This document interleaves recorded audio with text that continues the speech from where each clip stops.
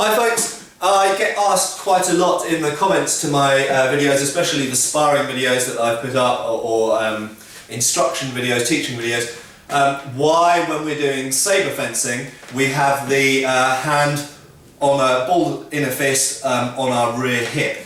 I'll come to that in a moment, but I want to address the wider issue of the fact that one-handed sword systems do a variety of things with the left hand. So if we're fighting, and this is just arbitrary sword I've picked, so I've picked a spadroon, but I could be holding a sabre or a falchion or a messer or a medieval one-handed sword, cruciform hilted sword, whatever.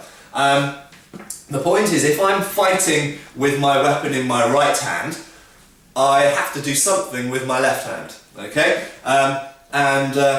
There's a wide variety of things I could do, and they are dictated by many different factors. For example, what type of weapon the opponent is using, what type of warfare it is, whether it's a duel or whether it's battlefield, skirmishing or fighting in formation, or maybe the type of things I'm wearing, the type of protective stuff I may be wearing, if I'm fighting against someone in armour or if I'm fighting against someone in just clothes or a uniform.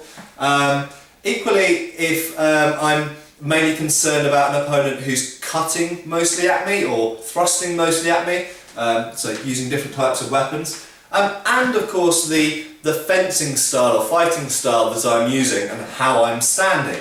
So very clearly, if I'm using a system whereby for example, sabre, where I keep the right hand and right shoulder forwards, presented forwards, and I'm making my body into a narrow target, this left hand, generally speaking, is going to want to come back behind my body, okay? Because as soon as I bring my hand in front of my body or start to turn this shoulder forward, not only do I make my body into a squarer target, but it shortens the length of my lunge. Okay, so sabre systems are based on lunge and recover, much like small sword systems as well. And by doing that, I actually want to turn my body sideways on. It gives me a longer, straighter lunge, and it makes my body a more narrow target to the opponent. So that's why in sabre systems, for example, the hand is pretty much always either put on the rear hip, there, or stuck behind the back. Another consideration is balance as well. If I have a weapon and an arm extended out in one direction, you want something to balance the other direction, okay? And this is sometimes, I believe, known as equilibrium, balance.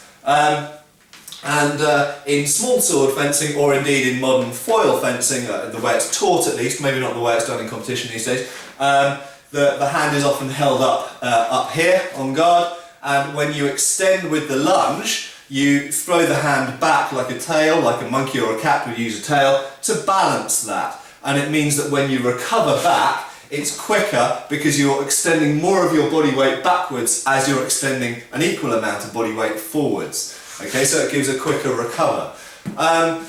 In certain 18th century systems, and earlier 17th and debatably 16th century systems as well, the left hand, for example in certain backsword systems, is kept up here in the front. Why? Well, two reasons. One, because they wanted it there to quickly be able to grab and grapple if they could come in for a close. But equally, and I would say probably slightly more importantly, they're concerned with the guards they're using that are maybe more designed for dealing with someone else with a backsword and dealing with cutting. They're concerned about people using small swords against them. And the small sword's very quick and able to loop around the person using the backsword. And so the left hand is kept up here, so you can actually sweep away thrusts that you miss or that come in, or you can do a single time defend and counter, or defend and riposte. So for example, if I'm in this guard and someone thrusts down the centre line, I could just parry it and then riposte, or I could actually use the left hand to push the thrust away, either to my inside or to my outside, and then immediately after, or almost in the same time, actually do my riposte against them. So, left hand could be used as a balance, or it could be used as an extra defence in the front here, particularly against thrusts of course. or it could be kept somewhere for grappling. And we see this in Fiore's one-handed sword, where in his various guard positions of the one-handed sword, the left hand is simply kept down near the kind of belt area or groin, because it's nice and easy when you do a technique from here to immediately come up to grab the opponent's sword hilt or sword arm and come in for closing, grappling, and so on. So there's a wide variety of reasons why you might put your hand in different places, and you see different hand positions in different periods, but also in different systems as well. Naval cutlass tends to have the hand behind the back. Marozzo tends to have the hand behind the back, so they're two completely widely different. You've got naval cutlass in the mid-19th century, and then you've got Marozzo in the mid-16th century, both having their hand in the same position.